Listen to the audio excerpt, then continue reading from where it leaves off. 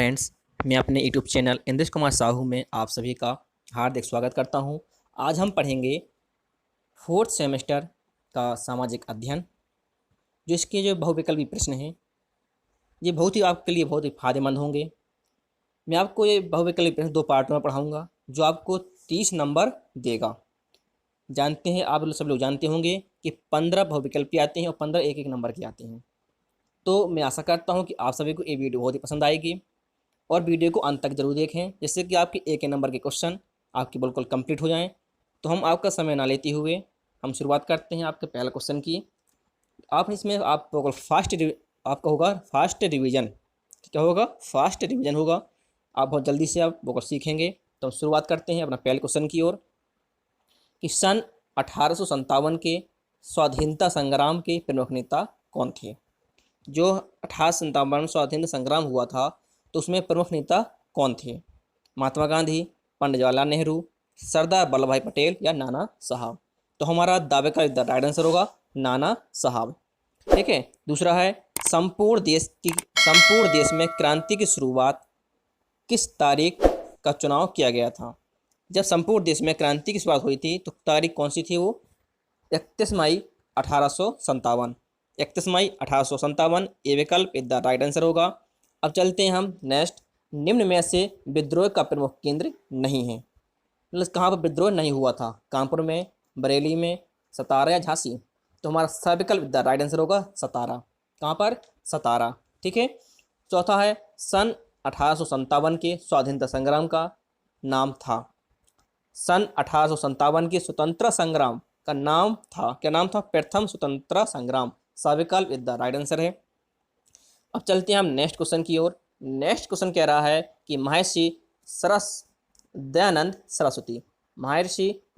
सरस्वती का जन्म कहाँ हुआ था? तो हुआ था हमारा काठियावाड़, कंटारा में। ये विकल्प इधर राइट आंसर होगा। 6वां क्वेश्चन है हमारा प्रार्थना समाज के संस्थापक कौन थे? तो प्रार्थना समाज के संस्थापक आत्माराम पांडुरंग थे। तो आ विकल्प इधर राइट आंसर होगा। अब चलते हैं नेक्स्ट क्वेश्चन की ओर। थियोसॉफिकल सोसाइटी का मुख्यालय कहाँ खोला गया? तो अड़यार आ विकल्प इधर राइट आंसर। ब्रह्म समाज के संस्थापक कौन थे? तो ब्रह्म समाज के संस्थापक राजाराम मोहन राय थे। ब्रह्म समाज के संस्थापक राजाराम मोहन राय। अब है 9 कि आर्य समाज की स्थापना किसने की थी? तो आर्य समाज की स्थापना स्वामी दयानंद सरस्वती ने। तो आ विकल्प इधर राइट आंसर होगा। अंग्रेजी सरकार द्वारा बंगाल विभाजन की घोषणा कब की गई? कि अंग्रेजी सरकार, जब हमारा अंग्रेजी शासन था, अंग्रेजों का शासन था, तो उन्होंने बंगाल विभाजन जब बात की गई थी उसकी घोषणा दिसंबर 1903 में की गई थी। तो बा विकल्प इधर राइट आंसर है। और हमारा बंगाल विभाजन कब हुआ था? 1905 में बंगाल विभाजन हो गया था, लेकिन घोषणा 1903 में की गई थी। ठीक है। अब हमारा नेक्स्ट, राष्ट्रीय कांग्रेस की स्थापना किसने की थी? तो ए विकल्प इधर राइट आंसर। ए ओ ह्यूम ने। ठीक है, ए एम ह्यूम ने की थी। अब चलते हैं नेक्स्ट क्वेश्चन की ओर। नेक्स्ट क्वेश्चन है हमारा कांग्रेस द्वारा स्वराज की प्राप्ति का लक्ष्य कब रखा गया? कांग्रेस द्वारा स्वराज की प्राप्ति का लक्ष्य कब रखा गया? तो 1906 दिसंबर 1906 में। जलियांवाला बाग का हत्याकांड की घटना कब हुई? तो 1919 13 अप्रैल 1919। कब? 13 अप्रैल 1919। तो दावे काल विद द राइट आंसर होगा। अब हमारा खिलाफत तथा असहयोग आंदोलन की अवधि क्या थी? तो खिलाफत तथा असहयोग आंदोलन की तिथि हमारी 1919 से 1922 के मध्य। तो सविकल विद द राइट आंसर होगा। काकोरी कांड की घटना कब हुई थी? तो 9 अगस्त 1925। कोकरी कांड की घटना कब? 1925 में, 9 अगस्त 1925। द विकल्प विद द राइट आंसर होगा।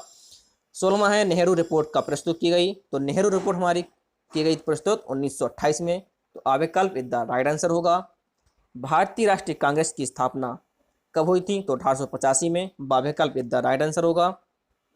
पूना एक्ट कब पारित हुआ? तो पूना एक्ट हमारा पारित हुआ 1932 सितंबर 1932। तो सा विकल्प विद द राइट आंसर। प्रथम गोलमेज सम्मेलन कब से कब तक चला?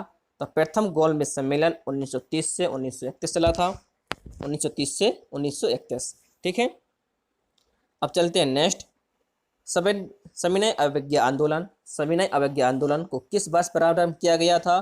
तो 1929 में, वर्ष 1929 में। ठीक है। द्वितीय गोलमेज सम्मेलन की अवधि क्या थी? तो सितंबर 1931 से दिसंबर 1931। सा विकल्प इज द राइट आंसर है। अब चलते हैं नेक्स्ट क्वेश्चन की ओर। नेक्स्ट क्वेश्चन कह रहा है कि भारत छोड़ो आंदोलन, हमारा 22वां क्वेश्चन है कि भारत छोड़ो आंदोलन का प्रस्ताव कब पारित किया गया? तो भारत छोड़ो प्रस्ताव हमारा 1942 में। कब? 14 जुलाई। 14 जुलाई 1942 सा विकल्प द राइट आंसर होगा। भारतीय राष्ट्रीय आंदोलन में गांधी जी थे। भारतीय राष्ट्रीय आंदोलन में गांधी जी थे। उग्र या गर्म दल के नेता थे, उदार या नरम दल के नेता थे, या व दोनों। तो हमारा बा विकल्प इज द राइट आंसर होगा। उदार एवं नरम दल के नेता थे। हमारे गांधी जी अहिंसा पर ही टिके रहे, उन्हें हिंसा नहीं सोची। तो हमारा 24वां क्वेश्चन है हमारा जलियांवाला बाग का नरसंहार कब हुआ था? तो जलियांवाला बाग का नरसंहार हमारा 1919 में हुआ था। तो बा विकल्प इज द राइट आंसर होगा। अब हमारा 25वां क्वेश्चन कि भारतीय स्वतंत्रता अधिनियम पारित किया गया। भारतीय स्वतंत्र अधिनियम पारित किया गया तो 18 जुलाई 1947। आ विकल्प इज द राइट आंसर है। अब चलते हैं 26वें क्वेश्चन की ओर। 26वें क्वेश्चन कह रहा है कि पंडित जवाहरलाल नेहरू के नेतृत्व में अंतरिम सरकार बनी। पंडित जवाहरलाल नेहरू के नेतृत्व में अंतिम सरकार बनी। तो इसकी अंतिम सरकार कब बनी थी? तो 1 सितंबर 1946। कब? 1 सितंबर 1946 को बनी थी। ठीक है। अब चलते हैं हम नेक्स्ट क्वेश्चन की ओर। नेक्स्ट क्वेश्चन है हमारा कि वर्ष 1906 कलकत्ता अधिवेशन का अध्यक्ष बनाया गया। तो कलकत्ता अधिवेशन का अध्यक्ष किसे बनाया गया था? तो दादा भाई नौरोजी को। किसको? दादा भाई नौरोजी। अब बा विकल्प इज द राइट आंसर है। अब चलते हैं नेक्स्ट कि जल है एक। जल एक क्या है? हमारा मिश्रण है। सा विकल्प इज द राइट आंसर है। जलवायु का तत्व है द्रव्य, तापमान, वेग, वायु वेग, उपयुक्त सभी। तो उपयुक्त सभी हमारे द विकल्प इज द राइट आंसर होगा।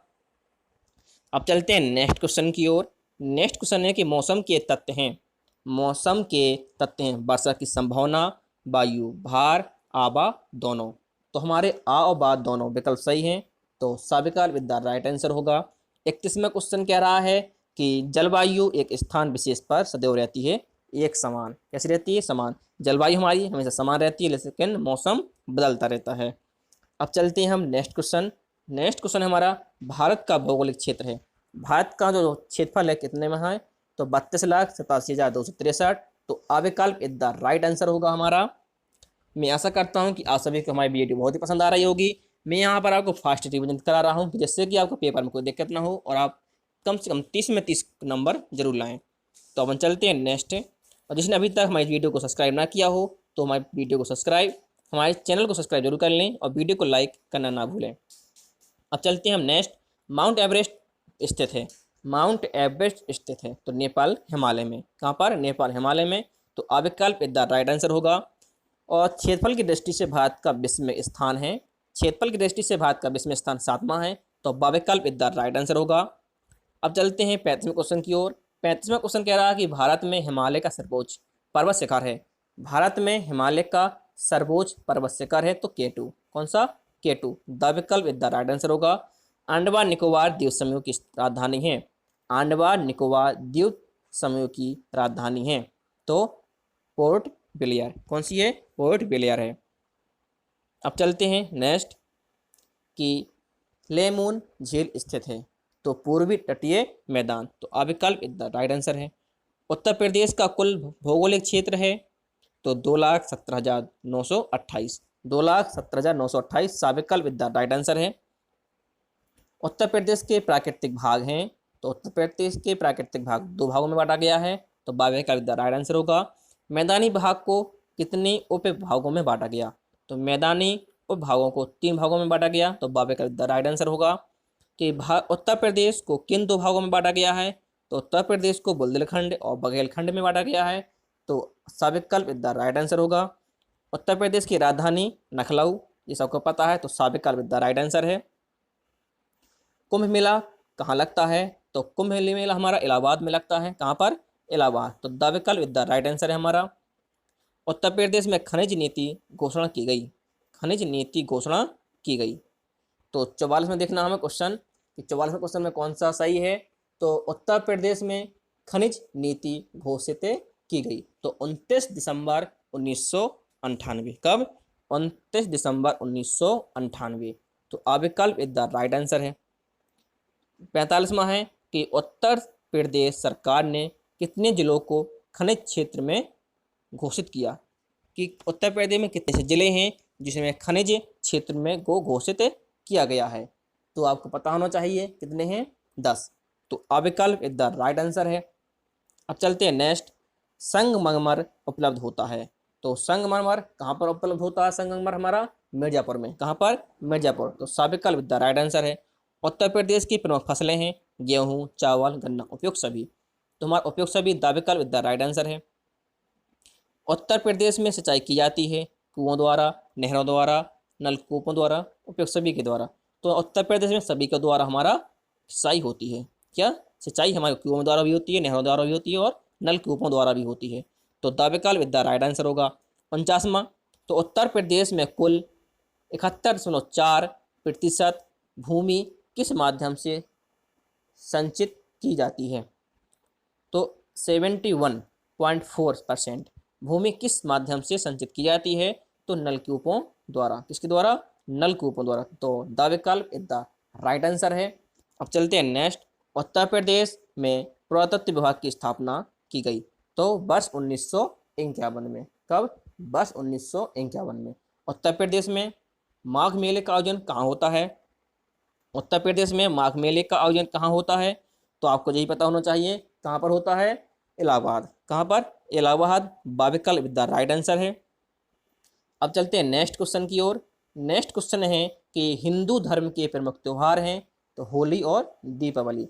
ये हिंदू धर्म के प्रमुख त्यौहार माने जाते हैं। तो सविकल्प इज द राइट आंसर होगा। कैलाश मेले का आयोजन कहाँ होता है? तो कैलाश मेले का आयोजन हमारा आगरा में होता है। तो द विकल्प इज द राइट आंसर है। पर्यावरण प्रदूषण के कारण हैं तो ये सभी लोग जानते होंगे कि पर्यावरण प्रदूषण किस किस से होता है? वायु प्रदूषण से भी होता है, जल प्रदूषण से भी होता है और ध्वनि प्रदूषण से भी होता है। तो द विकल्प इज द राइट आंसर होगा। मैं आशा करता हूँ आप सभी को ये वीडियो बहुत ही पसंद आई होगी। हमारी मुलाकात अगली वीडियो में फिर होगी। हम पार्ट 2 लेकर आएंगे। आप पढ़ते रहिए, आगे बढ़ते रहिए। जय हिंद।